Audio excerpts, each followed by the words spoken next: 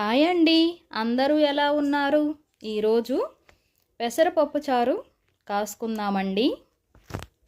ముందుగా పెసరపప్పుని 2-3 సార్లు వాష్ చేసుకోవాలండి. వాష్ చేసుకున్న తర్వాత ఇందులోకి గ్లాస్ నీళ్లు పోసుకుందామండి. ఆ తర్వాత చిటికెడు పసుపు,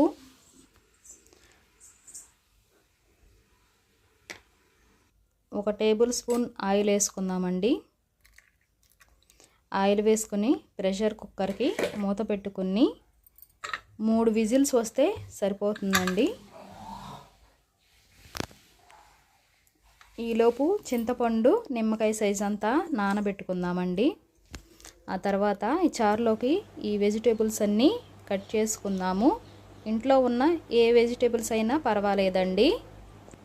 ముందుగా వాటర్ తీసుకొని అందులోకి ముందుగా కట్ చేసి పెట్టుకున్న ఉల్లిపాయలు, వంకాయ ముక్కలు, సొరకాయ ముక్కలు,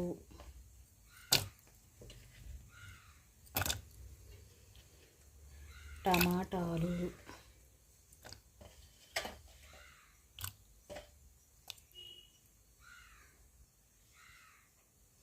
చిటికెడంత పసుపు, కాస్తంత రాళ్ళ ఉప్పు వేసి ముక్కలన్నీ ఉడికించుకుందామండి.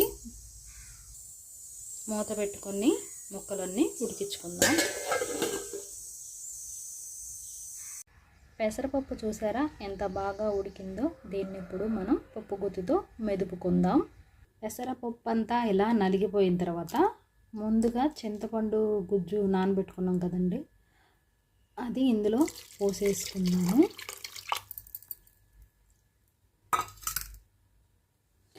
ముందుగా కూరగాయలన్నీ ఉడకబెట్టుకున్నాం కదండి, అవి కూడా అందులో వేసేసుకుందాము వాటర్తో సహా.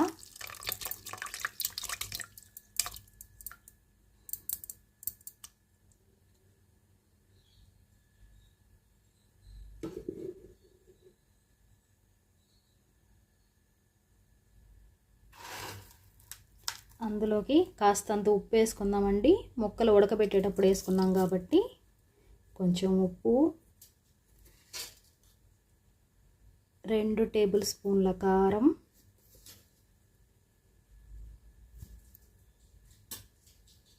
ఇవన్నీ వేసి ఇలా కలుపుకోవాలి అన్నిటినీ.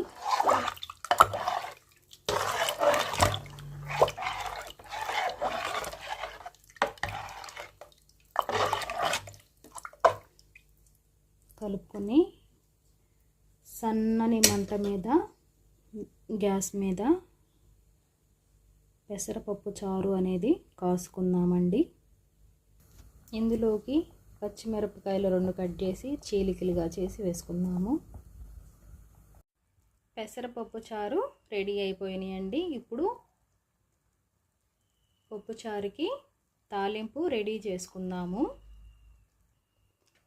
ముందుగా బాండీ పెట్టుకొని అందులో 2 టేబుల్ స్పూన్ల ఆయిల్ వేసుకుందాము.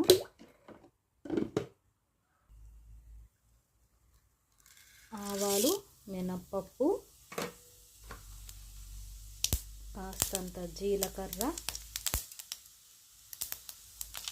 ఎండిమిరపకాయ,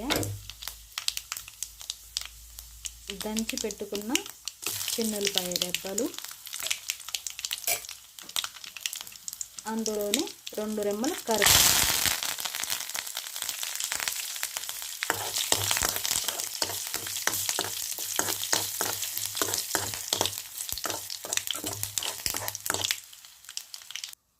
ఇలా తిరగగలుగుతున్న వాటిల్లోకి మనం పోపు పెట్టుకున్నాం కదా,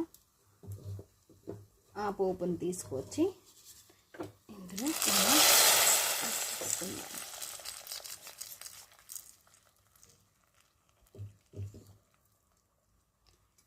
వేసుకున్నాక ఇలా రెడీ అయిపోయింది. పెసరపప్పు చారు రెడీ అయిపోయింది.